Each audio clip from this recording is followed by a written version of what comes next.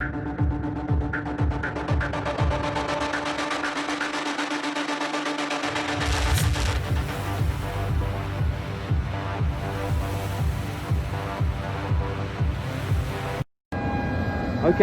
so we just landed in Atlanta, and it's time for Spider-Man 3. Let's go!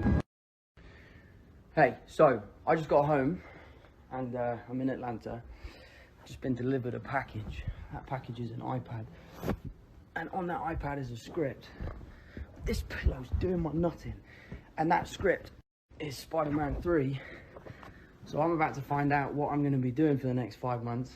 I'm not going to tell you anything about it because I've learnt my lesson. But I'm so excited. Oh shit! I just broke this iPad. Okay, I'm going to read this now, and I can't wait.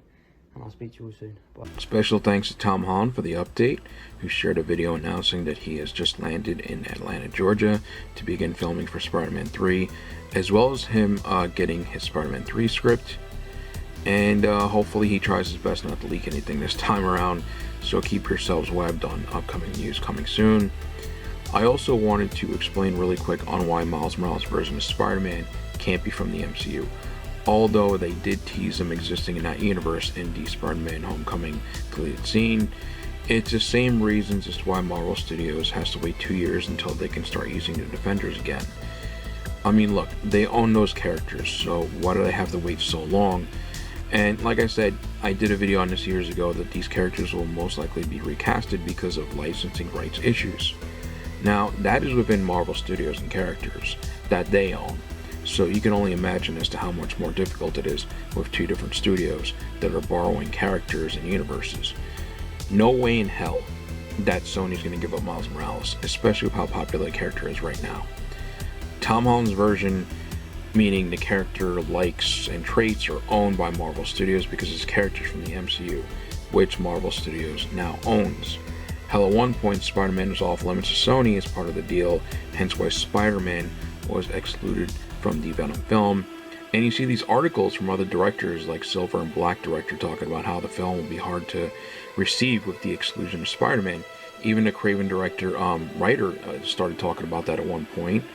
You know, you start to question as to why is it that, well, Sony Pictures owns Spider-Man, why can't they just get their own version, like a previous version of one of the Spider-Man actors, or just a new version? Well, that's why. And the future is diversity at Sony Pictures. So if they're going to decide to let Marvel Studios also use Miles Morales, then that means that Tom Holland's version of Spider-Man will go bye-bye. Which is why they wouldn't do it, because Tom still has appearances to do in other Marvel Studios solo films, so he isn't done yet. And I know that fans will be devastated that Marvel Studios will have Peter Parker while Sony will have Miles Morales. But look, you still have Andrew Garfield's version of Spider-Man that will have an open door to return. So you never know, maybe they'll create even more Spider-Mans like Ben Reilly or, Spider-Girl.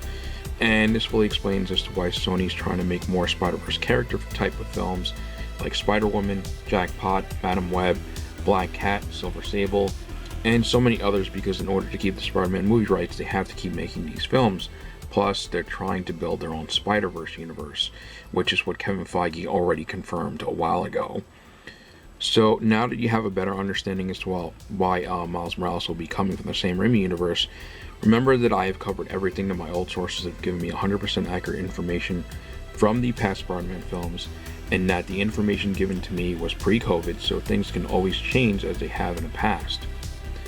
Now the following comes from my news sources that sometimes get things right and get things wrong, okay? It's not solid concrete information that will remain unchanged, and if anything could end up being false. Because studios do throw these things out there to see how the audiences will react. How do they do that? They pass it on to people who they know are leaking shit, or they think they're leaking shit, and they just want to see how they react to it. And it's not like they have a listening device hidden in their asses either.